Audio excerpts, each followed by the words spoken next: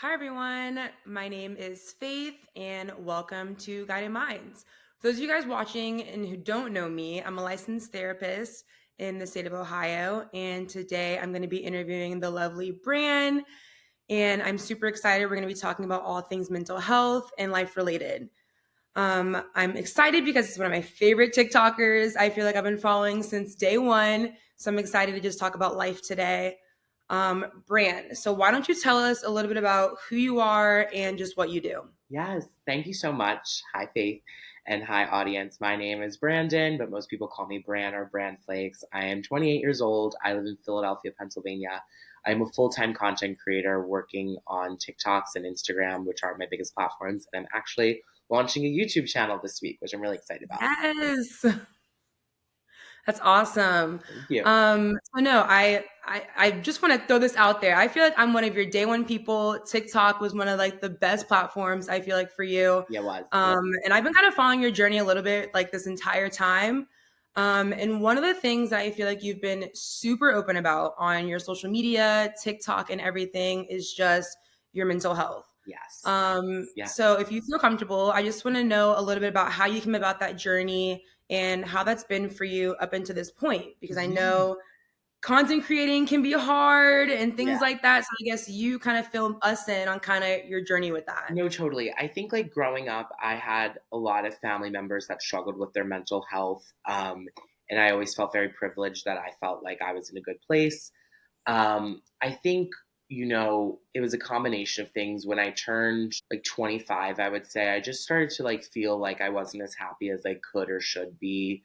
And I think that was a mix of age. And then I also think with content creation, it's such an amazing career. I love what I do, but I was starting to adjust to the fact that I had a lot of eyes on me and there's people commenting on Mhm. my behaviors, my appearance, and things that I wasn't necessarily accustomed to before I was in the public eye was now something that I had to adjust to. And I definitely started to feel like the pressures of, oh my gosh, like the performance of things and the imposter syndrome. Like, are my videos doing good? I can, like, Mhm. my performance online is so public and front facing for everybody to see. And I think that built like a lot of insecurities in me. And it was kind of a perfect storm between that and also I think this age where at that point I was 25. I think like your frontal lobe develops and things just aren't the same. Mhm. So yeah, I started to have panic attacks, which I never experienced. Well, I had when I was younger. When I was about 8 years old, I went through this really scary phase where I didn't want to go to school. I was like scared to go to school, and we didn't know what it was. But looking back, it was anxiety. But Mhm. that was 2004. That wasn't even like a word that like we were using at that time, and at least I didn't even know what that was as a little kid. Yeah, I think since starting this career, it's amazing, but it's very fast paced, and I definitely can get overconsumed with things and overwhelm myself. Mhm. And like I said, just the age of it all and my frontal lobe developing. Yeah, I started to suffer from some panic attacks, and last year things kind of had just spiraled out of control where I was couldn't really go anywhere without having a severe panic attack. And I actually had to take like a really big step back and really take a break from posting like every single day to at some points I wasn't even posting for 2 weeks and really just dialing it in. And I actually saw a psychiatrist and I got on medication and I now feel like the best I've felt in the past, honestly, 3 to 4 years. Yeah. Wow. I appreciate you sharing that. I know it's not easy, especially when you're younger, experiencing panic attacks, not knowing what's kind of happening, what's going on. And then, like you said, just being a content creator. I mean, did you know that it was going to come with all of the pressure, the eyes, the people? Were you expecting that when you first started? I think like you expected, but you expected from like a very optimistic standpoint of like, oh, everyone's gonna love me and like everything's gonna be so great and I'm just gonna be famous and it's gonna be so fun. Hmm. And then it's like, oh no, people are actually really vicious and people are miserable and Yeah. people are brutal and they're like relentless. And they're personal. They'll come for your character. And I think that was what shocked me. I think like I expected hate comments, and that was something that I managed. I felt like pretty good. I used the comment filter, so if there were certain things that I didn't want to see in my comments, I filtered that out. I think what really threw me for a loop was when I discovered Reddit, and I discovered like how that like I remember I discovered it through my New York friends. They're like, oh yeah, like they write about us on Reddit. I was like, what do you mean they write about you on Reddit? And then when I saw that there was like a snark page and all this stuff, I was just like, wow, that's absurd. So yeah, I definitely was shocked. That I did not expect at all. How do you filter that? Like, how do you do just enough to where you see the comments that are going on, but you don't want to see too much to where it's impacting you in a negative way? I mean, Yeah, it's a great how question. do you filter that? Yeah, so I blocked Reddit on my browser, so I can't look at Reddit unless I make the active choice to unblock it, which I don't want to do. I've never Mhm. read Reddit and felt better about myself, so I'm like, this is self harm in a way to read that, so why would I do that to myself? So I haven't read that in years. And in terms of filtering comments, I typically do. And if there's a comment that really, really gets under my skin, I'm not the best at this, but I try to take a deep breath. And if it's still bothering me like an hour or 2 hours later, then I'll respond to it.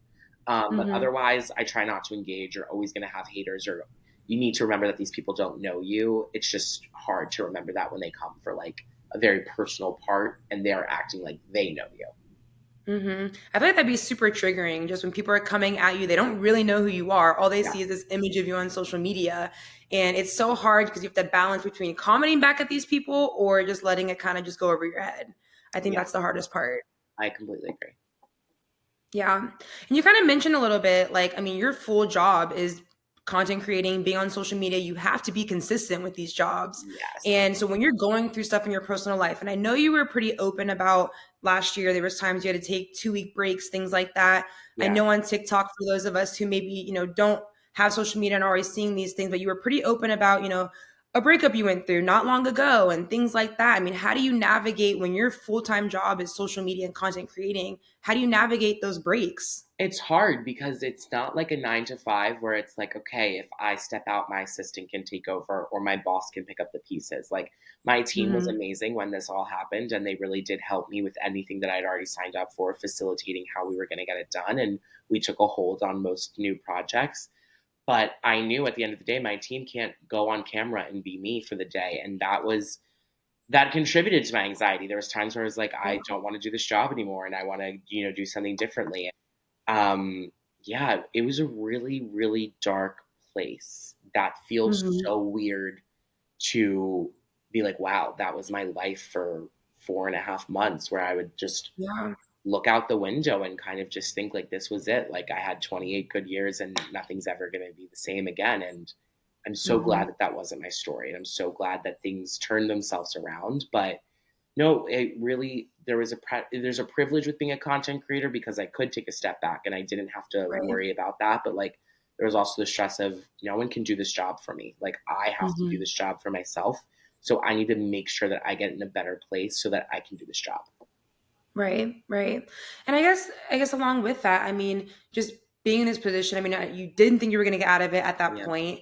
Do you think, seeing a psychiatrist and, doing those things, and I know you were very open about seeking therapy. Yeah. Do you feel like, well, one, I kind of want to peel back a little bit. Mhm. What made you actually take that step to, see a psychiatrist, to go to therapy? Yeah. What made you actually do that? Yeah, so last year it was kind of my New Year's resolution because 2023 wasn't a horrible year. I mean, compared to 2024, it was a breeze.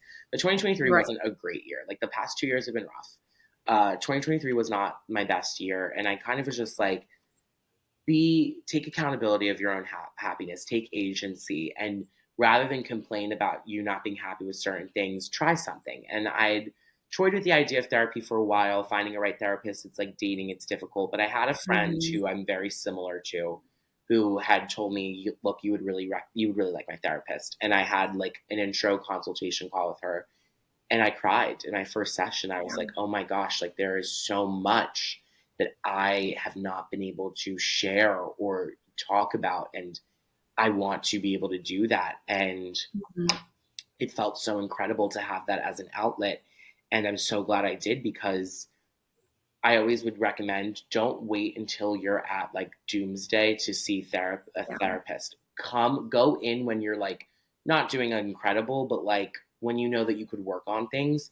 Because Mhm. then when I did unfortunately have a nervous breakdown, for lack of a better term, I already had that relationship with that therapist. I had the resources and I knew what to do, which was amazing. Yeah. And that made the process of getting out of that dark place that much quicker. But yeah, Mhm. so last year I just kind of noticed like, hey, I feel like on the surface, I have a great life. I have great friends. At that point, I was in a relationship. I working my dream job, making good my financial salary. I was like, why am I not happy? What? I want to become happy, or I want to feel better than how I feel now. And that was like, Right. you know what? I'm going to see a therapist. And when I hit it off with her, it was great. So during like that kind of really dark time, I was actually seeing her 3 times a week, Hmm. Monday, Wednesday, Friday for an hour, which was such a privilege to be able to afford that and to be able to do that. And she had kind of told me, hey, like, you really need to get on medicine. And I agreed with her, and she obviously can't prescribe anything. So I went through a psychiatrist who I also was referred to by a close family member. Um, and they kind of pushed me to make that push and get on meds. And it wasn't an easy process. I didn't want to do it. I'd never taken medication in my life. I was fearful of it. But I knew at that point that I didn't really have many other options. Like my life was Hmm. spiraling out of control. And I started on a medicine that didn't really work for me. And I did another medicine that didn't really work for me. And then I ended up taking a gene test. And sure enough, those two meds were not the strongest suit for my genes.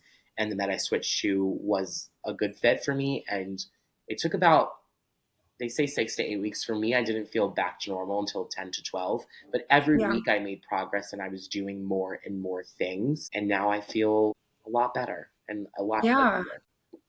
Yeah, I'm glad that that was your journey. I'm glad that you figured out, like, you know what, something needs to change. And clearly, what I'm doing right now isn't working. So, Yeah. seeking that out is something that, I'm needing to do. I mean, what was like the turning point for you? And then you say, kind of like, I feel back to this normal. I guess for you, what's this normal mean for you? Yeah. Just like not dreading waking up in the morning and not looking forward to going to bed and finding the joy in the things that I've always found joy in historically, and Hmm. wanting to be around people and wanting to travel and wanting to do things that while I was in a dark place, they were my biggest nightmares, was to like Right. be anywhere away from home, or, to not be in control of certain situations. And it feels so good to just like have a brain that doesn't attack you and I can do things kind of on autopilot, because I was in Mhm. a phase where I was overthinking every little thing that I was doing. Yeah. Yeah. And that's hard too. I mean, when you have this, spotlight and, you have people, watching your every move and things like that, it's like you really do have those life pressures. And I think, I mean, were you feeling this same immense form of anxiety when you were just working your 9 to 5? Or do you feel No, like this didn't really start, a lot until, you started content creating? I'll be honest, it started when I was doing content creating. I did not feel really, I had different stressors when I was working 9 to 5. I was definitely more Hmm. stressed about money and like kind of like I wasn't fulfilled in my job or my career. So I was like, crap, like where am I going in life? I definitely felt like a more pressure to want to be in a relationship and Hmm. settle down. And I think content creation really gave me that freedom of like, no, I can be my own boss and I can lead my own path and I can do my own thing. And that was incredible. But there was a lot of pressure and I was traveling a lot and doing so many things because I'm such a go-getter. And my first panic attack happened in New York City during fashion week, and it was just pure exhaustion. I was not Yeah. sleeping. I was doing 12-hour days, going back to back from events to fashion shows to meeting up with other content creators, and I was moving too fast and I was partying at night and not sleeping enough, and I crashed out. And then that happened to me again in Aspen last year, Hmm. in just like a much bigger way that was a lot more traumatizing because I was in a plane rather than on my feet, and I was 6 hour flight from home rather than being an hour and a half train ride from home, and it just made the situation that much scarier. And that's when I kind of had to reevaluate and be like, I need to take my mental health seriously, and as much as I love my job and I love going for things, I need to also remember that I'm Brandon, not just Brand Flakes, and I need to find that balance. Yeah, yeah. I love that. I mean, it's good to have those realizations. Sometimes I feel like you can't see it until you're out of it to really see like, wow, I'm really, happy that I took these steps to kind of make these changes. And you can find that, happiness again. Yeah. I mean, I guess what would you say to people who are hesitant about therapy? Because we all know there's these stereotypes and stigmas Yeah. that come with therapy. What would you say to people who are hesitant to kind of take that first step? Because I know Yeah. you're not the only one who's had to make that first step. Try it. Don't knock it until you try it. And that's the thing. It's like you can ask anybody for their opinion. And you could, someone right now will tell you therapy ruined their life and it was such a waste of money and was not for them. And someone will tell you that therapy changed their life. That someone is not you. You Right. cannot rely on other people's experiences. You should not let other people's experiences dictate what your path will be. It's great to get information. It's great to seek advice. It's great to ask questions. But at the end of the day, you need to have agency over your mental health and your happiness. And you can't sit here and complain that things aren't great when there are resources there that you haven't tried. I'll be totally honest with you. There was a time during this portion of life where I was thinking about going into an outpatient program where I would be at a mental health facility every day, 8 to 5 p.m. I didn't end up picking that, but I never said I'll never do that. I said, if it gets to that point where I think I can't do this anymore and that's the only thing that could maybe help, I will try anything because sorry to be dark, I don't want to die. I don't Right. want to not live, but I need to figure out what's going to make me feel better. And I would have tried anything. And I think there was a part of me that didn't want to do that because I was like, okay, well, if that doesn't work, the outpatient doesn't help, then where do I go? And I would have found another resource. I would have never given up because I knew that this wasn't me. And I knew that life wasn't supposed to look like this or feel like this because it hadn't before. And I knew that there was an opportunity that it won't feel like this forever, even though in this moment it will. So if you are in a Yeah. phase where you are so at a loss with everything you've tried, really ask yourself, have I tried everything? Have I tried therapy? Have I tried Mhm. psychiatry? Have I tried medication? Have I tried different types of therapy? Have I tried EMDR? Have I tried consulting? There's so many different forms out there. Like there was a time in my life where I was like, do I need to freaking do ketamine therapy? And I didn't end up doing Mhm. it. But knowing that there's so many resources out there, don't give up. Don't let the solution be I'm going to sit in bed all day and just accept my fate. Don't do that. And Yeah. there were times where I did, and I had bad days where I was like, no, I'm accepting the fact that the most I'm going to do today is get up and brush my teeth. And you have to meet yourself where you are in that day. But I needed to tell myself this will not be every day. I can't let this Mhm. happen every day. If today's a hard day, I need to make sure that tomorrow is going to be hard, but it's going to be better. Yeah. Yeah. I think that's a great message for people to hear. Was there ever any part of you that was like, I don't want to do this because then I have to share with my, fans or people online kind of, what I'm doing or why I'm taking these breaks? Like, did you feel that pressure to have to share with everyone kind of, what you were doing? I felt when I stopped posting that I had to explain something, but I knew that my fans would understand and my followers would like support me. I knew that my haters were gonna be like, you feel this way because you drink too much. I knew that that was coming. And it's Mhm. just like such a laugh in the face because I didn't drink for 4 months when this all happened. And like, trust me, I'm not, alcohol is not good for you. Alcohol, of course, it increases anxiety, all of that stuff. But like, Yeah. I wasn't having massive panic because of alcohol. Like, was that a contribution at some points? And was that definitely contributing to some of my panic attacks? Absolutely. But like, you can have people are stone cold sober and have generalized anxiety disorder. I'm so sick Right. of this narrative of like drinking is the culprit. Sure, it is definitely does not help, but there Hmm. are other things that contribute. Like I had a move, I had a breakup, I had a really stressful job that for my mental health where a lot of things were happening at once.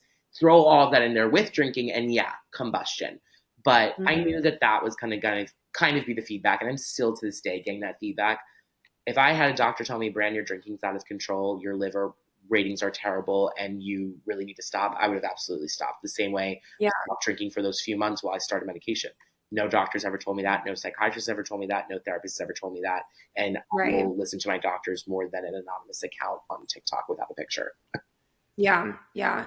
And that'd be a tough one though, because I feel like drinking is, kind of a part of your brand, It right? is. It's a part Yes. of kind of like we follow that, the drinking, the going out, the having fun. I think that's initially what kind of sparked, my interest when I was, following you in the beginning, I was in that phase of life. So it's like, it's so fun to, follow that around and have someone who's, making jokes about things. And so I guess if that was ever taken away, Yeah. and they said like this is a huge contribution to why you're feeling, anxious or depressed or things like that. Like, what do you think you would even do?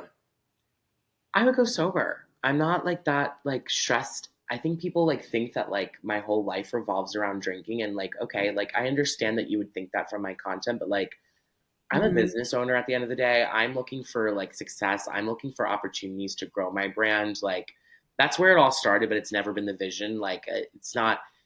I need to put myself and my career and my health priority number one. So if that was the case, then I pivot. I trust myself that I am a smart, creative person, that I can make good content that doesn't revolve around.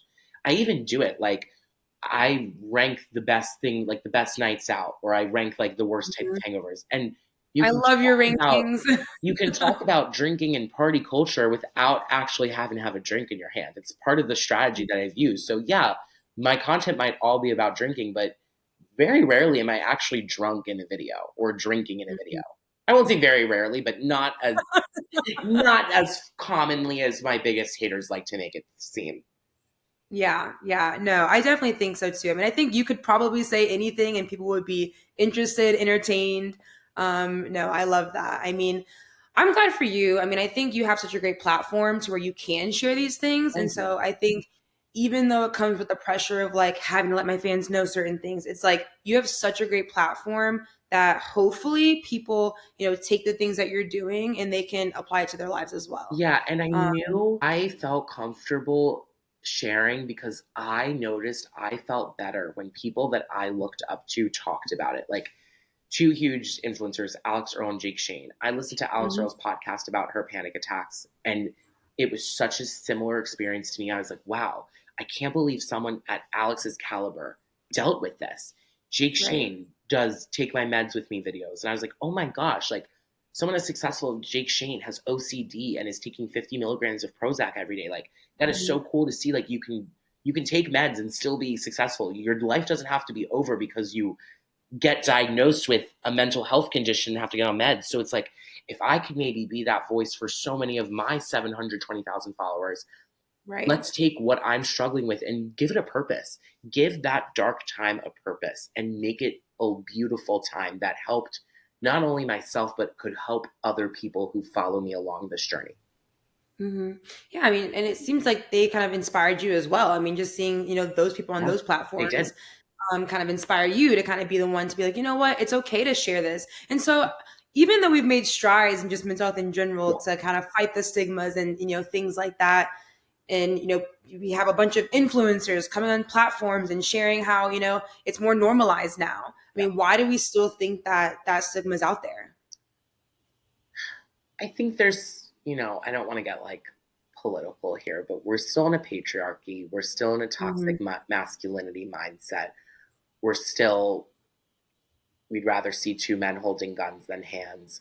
Right. We have, there, people aren't comfortable talking about it. Unfortunately, like, I think if more men talked about mental health, things would really shift. I think women are Hmm. great at being vulnerable and open, but men unfortunately take their mental health and unfortunately take it out in a lot of times aggression. I don't want to stereotype, but a lot of men do that. They take it out in Yeah. anger and aggression, and we don't normalize. We haven't talked about normalizing emotions enough in this country. So when that doesn't happen, I think it just creates, okay, you're having a bad day. Put salt in the wound and toughen up. Like just be a man. Hmm. Muster up the strength. Like don't be a coward. Don't be a pussy. Just go for it. Like stop whining. Life's a bitch. Like who cares? Like yeah, it's not all. No, like that doesn't create an environment where we feel safe to discuss this kind of stuff. And unfortunately, it contributes to the stigma. Absolutely. Hmm. Yeah. I'm wondering if we can get to a point. I mean, we may never know this, but I'm wondering if we can get to a point where, the stigma, is broken and people do feel comfortable. And even like you said, the more masculine people, do feel comfortable doing that. Yeah. And I think as of right now, I mean, sure, we're making, baby steps to get there, but, it's still out there. So I do think it's important for these, influencers and people to really, come out here and them sharing their stories. I think, especially that it's relatable. I mean, at this point, it's relatable. And I think people need to hear more of these stories in order to feel more comfortable taking that first step. Yeah. Um, I love it. and so I really appreciate you even just, being open about that and just taking those steps. I mean, and just the pressures. I mean, I guess just the pressures of being in your 20s and just a job and careers. I mean, what advice? Because you took a huge shift with Yeah. going from a 9 to 5 to content creation, and that's scary for a lot of people. That's scary to do that because there's no guarantee that you're going to make consistent income, and no guarantee that even you're going to take off. Right.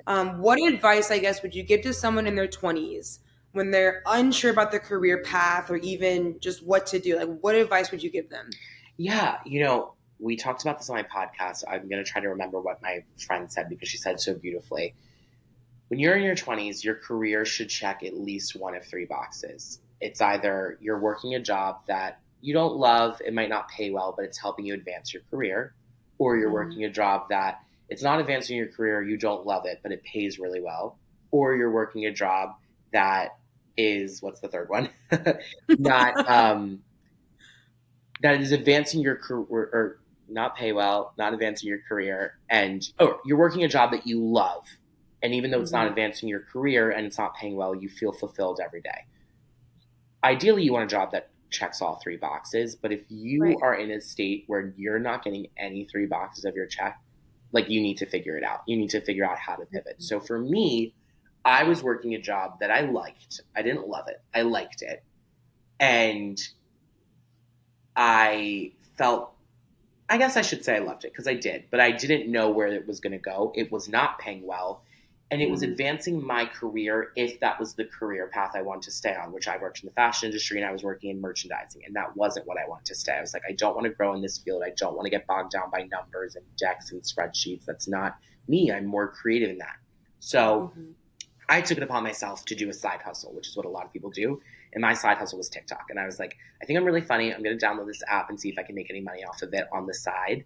Little did I know that that would become a hobby, that became a full blown side hustle, that became a full blown LLC business, and then it became Mm-hmm. my full time job. I was very strategic, and I think that people should be. I didn't just up and quit. When I quit my 9 to 5 job, I'd been making content for a year and 3 months. I'd been getting paid to make content for 9 months at that point. My brand deals that I was getting at that time were the same as my weekly paychecks. So while I was working in 9 to 5 and getting those brand deals, there was months where I was making double income.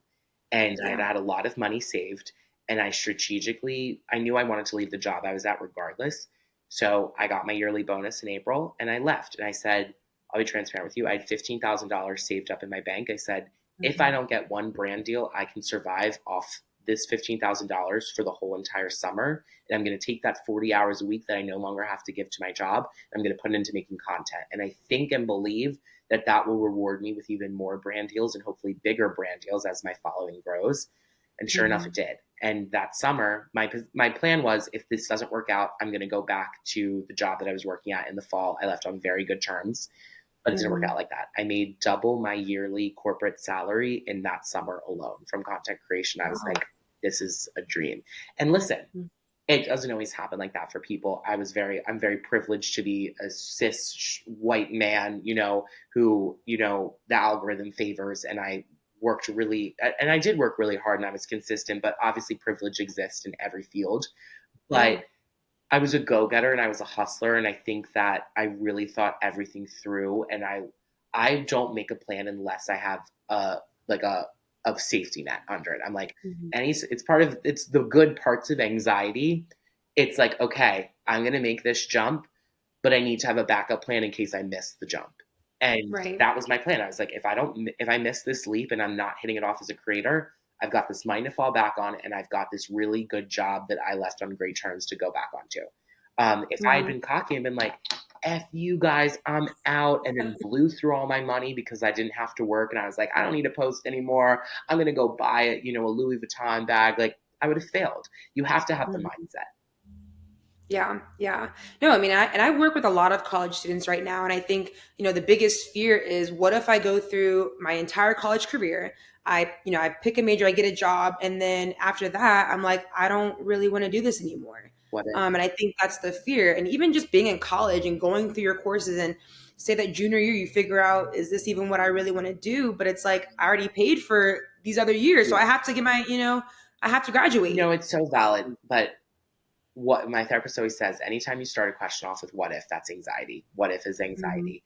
And what if that happened to me? I got a master's degree in fashion merchandising. I didn't need it. I could have Mm-hmm. technically never went to school and done what I did. But you know what? School gave me, honestly, confidence. School gave me an education that I use every single day. Yeah. And even though I don't do anything related to the fields, I'm doing something that makes me happy now. Because I felt like that. I was like, damn, like I went to school for fashion, specialized in buying and merchandising, and like got my internships in buying and merchandising, and I don't want to be in buying and merchandising. But that's when I think networking really helps. So Mm-hmm. when I was like, okay, let's say I stay at Anthropologie, that was the corporate I was working for, but I don't want to do this. I want to shadow other people because I could see myself doing styling. I could see myself doing influencer marketing or social media. Who can I facilitate meetings with that could maybe help me get into that door? Who could I offer to help them? Who could I shadow for a day or be like, hey, do you just need an assistant today? Free of charge. I just want the experience. You have to take agency of your happiness, your career, and the direction. If you sit there and accept your fate, nothing changes until something changes. And you have to Yeah. be in control. You have to take the steering wheel at some points and be like, okay, I can't, as much as it would be amazing if things in life fell into my lap, sometimes they do and sometimes they don't. That doesn't mean that they're never going to fall into your lap. That means sometimes you have to grab it and put it there. And that's what you Yeah. can do. If you are in, my ex boyfriend went to dental school, and 3 years into it, he was like, I hate this. I don't want to do this, but I already am this far into it. He went to dental school, finished dental school, did his dental oral surgery residency, and he was 32 years old and looked at me and he said, I want to go to med school. I love doing anesthesiology. Like, I love doing anesthesia, and I think I could be a really good anesthesiologist. I said, do it. He's like, but I'm Mm-hmm. 32. I went to school for dental school. Like, I went to college. Like, it's so, I was like, who cares? What are you going to do? I was like, so what are your options? You're going to sit and Mm-hmm. be an oral surgeon, unfulfilled, miserable, or are you going to work harder, put those years behind you because you still enjoyed that school, you still enjoyed the friends you met, you enjoyed the life experience, and take it on the chin that it might not have led you to where you thought it would be, but that doesn't mean it didn't lead you to where you need to be. And sure enough, he's Right. in year 2 of medical school, and I'm sure he's crushing it. Oh. Yeah. I was gonna say, I mean, I think at that age too, I mean, I think we put our own pressures on ourselves, even though we don't need to. There's no age limit for when you can, do a No, different career, have a switch up. But I feel like we put that pressure on ourselves. 100%. And I then we feel like remember we like can't do it. I remember seeing like a BuzzFeed article that was really inspiring and being like, I'll just name actors. I don't know if they were the right actors, but it's like George Clooney started his first film at 35. Or remember that this person did their first big thing at 40. Hmm. You are never, we are such in a societal pressure. It's like your 20s are supposed to be so fun, so great. And then your 30s are supposed to settle down, married. No, no one's timeline is your timeline. We are in an ever evolving society with things coming up every single day, war, social media, technology, Hmm. crazy administration, things change on a dime. Be in Right. control of what you can control and take agency of your direction Yeah. I mean, just being in your 20s, I mean, do you ever feel the pressure of like, even just like relationships? It's like, all the time, oh my gosh, all my friends are getting in relationships. Do I need to be in a relationship? I mean, every do you day. feel that pressure? I did, yeah. I had that relationship that I was in was my first ever relationship, and I'm glad that I hate to say it like this, I'm glad that I got it over with because I was in a Hmm. mindset. I was like, oh my gosh, I'm 25 and I've never dated anybody. Meanwhile, 25 in gay years is very different than 25 in straight years. But I'm comparing myself to everybody. I'm like, but I want that life experience. I want to, because you learn so much about yourself in a relationship, and I wanted Hmm. that really badly, and I wanted the insecure part of me wanted to like prove to myself that I was capable of love, receiving love and giving love. And I'm so glad that I proved that to myself. And I'm so glad it was Yeah. an amazing first relationship. Couldn't have asked for a better one. And Mhm. now I'm not really looking for one. And I'm like, I'm cool. Like I'm 28 and that's fine. I'm dating myself, and Yeah. I'm fine if I don't meet my person until I'm 35, I'll be my person until I'm 25 Mhm. because I have created a beautiful life for myself, and I want to date somebody that just adds to that life. I don't want to depend on someone to make a beautiful life. If I'm Yeah. not happy in my life, that's not going to just fix because I start dating somebody. And if that is, then that means there's not enough that I'm doing. There's not enough self work that I'm doing because you can and you should be able to be happy alone. And if you're Yeah. not, look in the mirror and think, why am I not happy with being my own company? And what can I work on to establish that? And that's hard work. When I was in my dark place, I would have laughed at the things that I was saying right now. I would have been like, nope, Mhm. I need a man. I need to be with someone. I'm dependent. I'm never going to be. No. don't listen to that anxiety voice that is lying to you. The inner critic is lying to you. You can Yeah. be happy on your own. And I think you should be at some points. Hmm. Did you start to feel that, like when you were in the relationship? Did you start to feel like I'm growing this attachment and I need this person? Yeah, Where you I started to like did. lose yourself? I felt the anxious attachment style come out, and it was making me not trust. I always say when you're in a wrong relationship, you'll never lose yourself quicker than when you're in a wrong relationship, Hmm. because you lose a piece of yourself. And like that's what was happening to me. I was like, I this isn't how I am. Like why am I acting like this? Why am I being insecure? Why am I being anxious? And it's because it wasn't the relationship for me. And I love that person. I'll love that person for the rest of my life, but it wasn't working. And I had to have that honest conversation with myself. And there's times where I still am like, what if that was the one, or could it work in the future? And maybe it could. But Right. at that point in life, it wasn't working for me. And I had to make that tough decision. It was a joint decision of like, we need to split. This isn't working for Yeah. either of us anymore. Hmm. Yeah, and I think that's when you start to realize. I think, if you're noticing I'm feeling super anxious all the time, and when I'm not talking to that person, I'm wondering what are they doing, Yeah. or I'm having more anxiety with this person than I am having a good time. Yeah. Then I think that's like the telltale sign right there. Agreed. Um, I mean, did it take you to that point of that growing anxiety to even realize that that was an issue? Yeah, I definitely learned how anxious I was in that relationship, and that relationship definitely brought out more anxiety. But now I know, like when I date, like I need someone who's gonna be able to like deal with that and be able to find a way to calm me down. And that is a tall task, but that is what your partner should do. You should be Right. with someone who can see you at your worst when you're not the best version of yourself, and they can figure out how to help support you in a way that makes you feel better. And you shouldn't Yeah. rely on them. You shouldn't depend on them to be your source of cure, happiness, or healing. You should be able to depend on them to an extent to support you and make you comfortable. Right. So what did you, I guess, learn? Like obviously it was, this relationship taught you a lot, right? It Yes. taught you about who you are. It taught you about, things that maybe you're looking for in the future. I guess if you could have one takeaway, what was the main thing that you took away from this relationship for your future? I know it's kind of a loaded question. Yeah. I think for me, I learned that I am an alpha for sure. And I need to date somebody that is able to really root me on in an authentic way, that isn't going to get insecure by my success or insecure by my big personality. And I need Hmm. someone that is going to be my biggest cheerleader. And that's not to say that my ex boyfriend wasn't those things, it just wasn't in the format that I need. And Yeah. that's okay.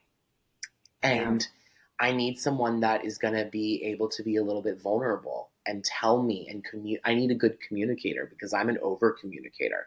I need someone that's going to Hmm. be able to use their words and speak and like put me in my place when I need to be put in my place, but in a way that's comforting and helps me become a better version of myself so that I can be a better person in that relationship. Yeah, yeah. I think that's like a cool thing to like outsider looking in. It's like after the relationship's over, it's like cool to look at and be like, wow, like I really learned a lot. I 100%. grew from this relationship, and even though in the moment I couldn't see it then, you can see it now, Yeah, and I no, think that's 100%. awesome that you're able to see that. Yeah. Yeah, no, I appreciate you sharing that. I mean, I know it's not easy to like, I know you're used to it now. You've been sharing stuff on your platforms and things like that, but I know it's not easy to, go into the deep stuff all the time. So I appreciate you feeling like this was a comfortable enough space to do that. Yeah. I have a couple of fun questions to ask Let's do you, it. not all Let's do serious. it. But I did want to kind of turn gears a little bit because I've been following you for so long, and because I know having fun is like your main thing, one of your main things, because you have a lot of other things on there that are great content. Thanks. Um, if your friends could describe you for as any day of the week, Hmm. what would your friends say and why? I'm a So I third. know for me, Yeah. like I'm a Thursday I'm a third. because my weekend technically starts on Thursday. Me too. And I love a good, cocktail dinner, trivia night. Like that's just who I am. Yeah. So what would your friends describe you as? Definitely a Thursday. Like that is when that's my favorite day of the week. It's my favorite night to go out. I just think that the whole weekend's ahead of you. You wake up on Friday and it's freaking Friday. Mhm. Just a ball of fun, and definitely someone who swings big right when it starts. Yeah, no, I love a good Thursday. I feel like people sleep on Thursdays, and I love Thursday. So I'm glad we're twins in that area. Yes. Um, Another thing that I was wondering, so I Yeah. mean, just in general, I know you've kind of talked about this a little bit. I know you were spending the last few weekends with Alex Cooper and doing fun things and Yeah. kind of just all over the place, which I've loved, by the way, watching every bit of just like your life. Like it's been so cool to just see. Yeah. But if you could pick two people that you would want to do a collab with, Yeah. who would you choose and why? Alex Cooper for sure. And because I have such a career crush on her. I think she's such a girl boss, just amazing. I think she's just incredible now that I've met her in person. She's just Was that your first time meeting her? yeah. And she's just an Okay. absolute delight. So Alex Cooper, and then I'm trying to think of who like I'm like a huge fan of. Oh, Kylie Kelsey. I'm obsessed with her. Okay. I love that. Have you just been kind of following along with them and that's kind of what sparked that? Yeah, Philly strong. Always gotta. We're all me, her, and Alex are all like Philly girlies at heart. So Hmm. it just sticks with the brand. I love that. I need to go back to Philly. I've only been one time and I need to go back. I feel like Come back to there's so us. much to explore. You're gonna have to give me a full itinerary. When I do go back, I need like a full itinerary of things to do I got you. because uh okay, last question. Are you ready for I'm it? ready for it. Okay. If a movie were to be made about your life, Okay. what celebrity would you want to play you and why? This is a tough one. Oh my god. I've never thought about this. Like, why is my first instinct Spencer Pratt? Because people always say that I look like him. He's been all over my For You Yeah, page. just Spencer, get into acting, play Bran Flakes. I would love to see how you take on the role. I love that. Spencer, if you're watching, this is amazing. No, I love that.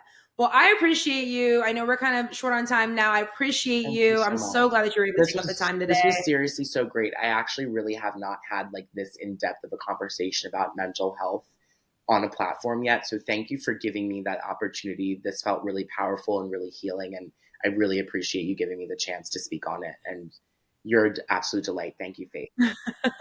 Well, thank you. No, I appreciate you even just being here. I know it's hard topics. It's very hard to dig into, but I know that your story can definitely reach a lot of people. And that's what I'm hoping to do today is just to reach as many people, spread the awareness, and also know that, you can live a great life, but also, focus on your mental health as well. So I really Absolutely. appreciate it. And hopefully I'll see you in Philly. We'll see. Yes. Okay. Bye. Thank you.